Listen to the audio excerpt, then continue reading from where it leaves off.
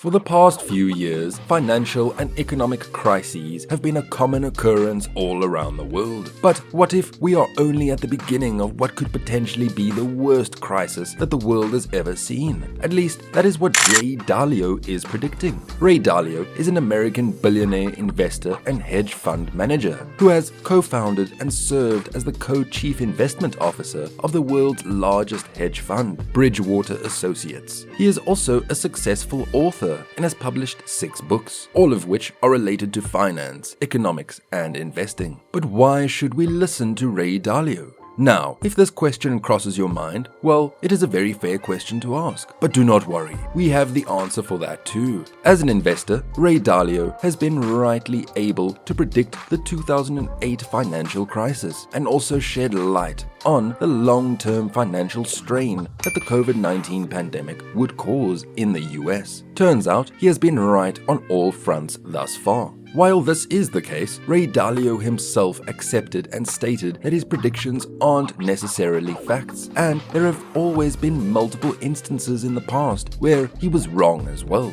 Then again, looking at the number of times he was right, the odds are definitely stacked in his favor. This time, the billionaire investor who helped grow Bridgewater Associates into the largest hedge fund in the world has sensed a new economic catastrophe around the corner and has duly warned the public of his predictions, warning them to be prepared. In an interview with CNBC, Dalio stated, "I think we are at risk of war with China, largely due to misunderstandings." Well, looking at the current global scenario, who would deny that statement? But once again, we are reiterating that Ray himself said that he could be wrong. He has been wrong multiple times in the past. Keeping that in mind, he has also justified his statement, saying that all economies follow a cyclical pattern, and a future catastrophe is inevitable. He says that after analyzing the historical patterns worldwide over the past 500 years. In simpler words, if the reason for an economic crisis is not war with China, then something else would certainly take its place, and the economic collapse is imminent and inevitable.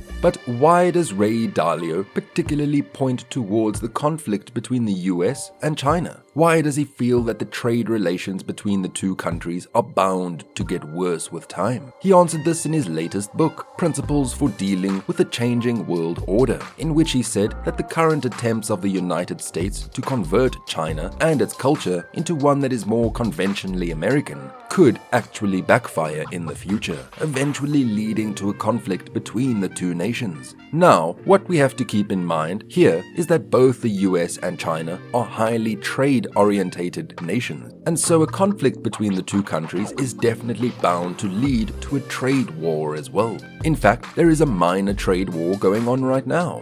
That was started during the Donald Trump administration in 2018, and the ongoing trade war has led to the rise of consumer prices, while the wages of the laborers were cut down. It also led to a decline in the profit margins of the companies in both countries. A study by Moody's Analytics found that in just the first year of the trade war, that is 2018 to 2019, the cost to the US was a loss of at least 300,000 jobs. And mind you, this was just in the first year. In 2022, a study by the Federal Reserve Bank of New York found that the trade war cost the American companies a market capitalization of close to $1.7 trillion US.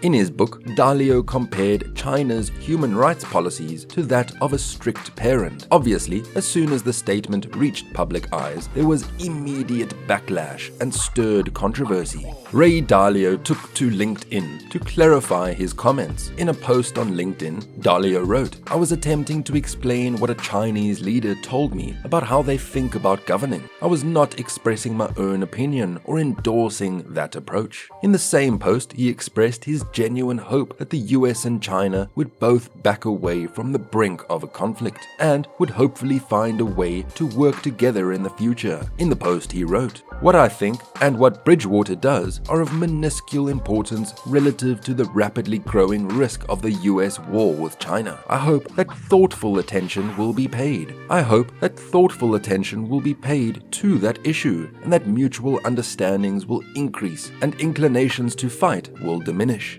Now, we know what you're thinking. Alright, there is a crisis upcoming. But how do we deal with it? How do we overcome the crisis that is inevitable? Well, Ray Dalio has an answer for that as well. He said he has a simple principle for approaching future events, which is, if you worry, you don't have to worry, and if you don't worry, you have to worry. As complicated as it may seem, the sentence was a very simple explanation. If you worry right now, then it means you can avoid worrying in the future. But on the other hand, if you're not worrying in the present, it means that worrying in the future is pretty inevitable. The reason for this is that worrying, he said, leads to one taking a closer look at their personal risks, and by extension, taking action upon them. A risk that you could take into consideration, for example, is your location, which refers to your physical location where you live and work. Dalio, in his book, has come up with a health index that roughly rates almost 12 nations on 18 different factors, like debt burdens, economic output, or their GDP, and their military strength. Dalio states that he came up with this as a resource for the readers to assess risks and to form strategies